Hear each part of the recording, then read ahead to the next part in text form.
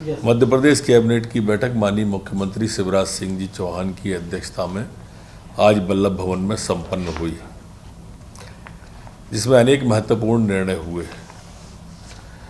आज मुख्यमंत्री द्वारा प्रधानमंत्री जी का एवं समस्त कैबिनेट के द्वारा माननीय प्रधानमंत्री का आभार व्यक्त किया गया। जिस तरह से हमारे प्रदेश के यूक्रेन में जो बच्चे हैं उनको लाने के लिए C-17 से लेके बाकी सुविधाएं मुहैया करा करके उन्होंने हमारे पढ़ने वाले बच्चे जो अभी तक इस समय तक 225 बच्चे सभी अपने घर पर सुरक्षित पहुंच चुके हैं। 452 परिवारों का संपर्क हुआ है और सभी से हमारे अधिकारीगण, हमारे कर्मचारीगण सीधे संपर्क कर रहे हैं। मध्य प्रदेश भवन दिल्ली में रुकने की व्यवस्था, खाने की व्यवस्था सभी की गई है।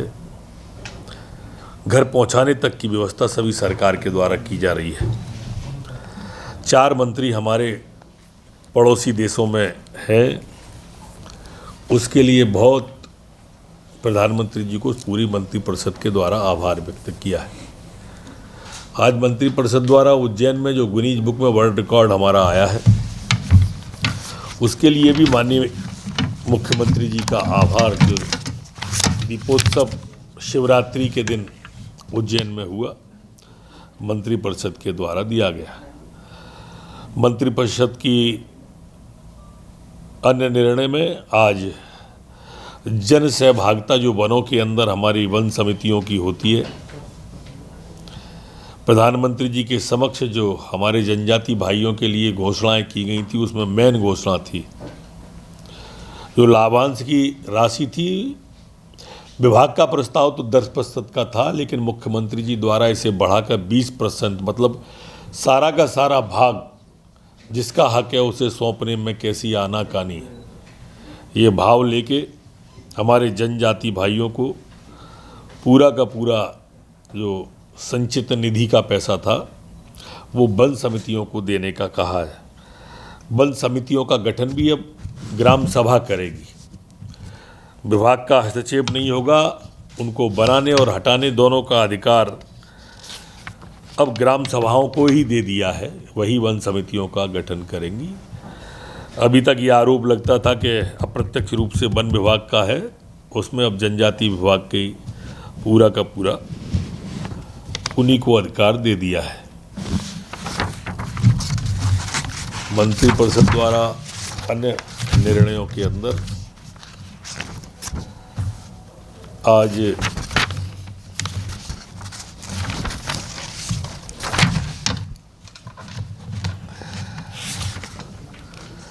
पिछड़ा वर्ग कन्या बालक निर्मित इंदौर, जबलपुर, आगरमालवा, शाजापुर और दमोह के छात्रों के लिए छात्रावासों के लिए 50% निर्मित करने की आज अनुमति कैबिनेट के द्वारा प्रदान की गई है। एक बहुत महत्वपूर्ण निर्णय में प्रदेश में नवकरणीय ऊर्जा और नवीन ऊर्जा के लिए ओंकारेश्वर फ्लोटिंग सौर पार्क 600 मेगावाट और छतरपुर में सौर ऊर्जा पार्क 950 मेगावाट, बहुत बड़ा है छतरपुर में, की अनुमति भी आज कैबिनेट के द्वारा नवकरणीय ऊर्जा विभाग को प्रदान की गई है। ये अपने आप में बहुत बड़ा प्रोजेक्ट है। माननीय प्रधानमंत्री द्वारा ग्लासगो में आयोजित COP26 सम्मेलन में जो निर्णय हुआ था, आज मध्य प्रदेश ने पहल करके छतरपुर और ओंकारेश्वर में 950 और 600 मेगावाट की स्वीकृति प्रदान की है। आज अस्थायी पदों के लिए 5 वर्ष के लिए भोपाल गैस त्रासदी की निरंतरता 1363 अस्थायी पदों की भी सहमति प्रदान की है। राजधानी परियोजना प्रशासन का विघटन कर अब PWD विभाग में इसका संविलीन करने का भी कैबिनेट के द्वारा तय किया है। एक अन्य निर्णय में मध्य प्रदेश दूरसंचार सेवा प्रदाता, इंटरनेट प्रदाता, ये जो टावर लगते थे गाँव में, आज भी हमने देखा है कि अब ज़्यादातर शिक्षा भी और अन्य ऑनलाइन कक्षाएं प्रारंभ हो गई हैं, प्रवेश परीक्षाएं ये सब नेट पे आ गई हैं। और टावर लगाने में दिक्कत आती थी, तो ये अब भूमि का वो टुकड़ा हमारे विज्ञान प्रौद्योगिकी विभाग पे आएगा और वो सीधा देगा। तो ये दिक्कत एक मध्य प्रदेश के अंदर बड़ी जो टावर लगने में ग्रामीण क्षेत्रों में आ रही थी, अब वो समाप्त हो जाएगी। आज जो हमारा लोक परिसंपत्ति विभाग है, उसमें परिवहन विभाग ग्वालियर की जो डिपो की ज़मीन थी, उसे 65 करोड़ 11,11,111 मात्र में 100% रजिस्ट्री का राशि जमा करने के बाद में कामतानाज कंस्ट्रक्शन को देने का तय किया है।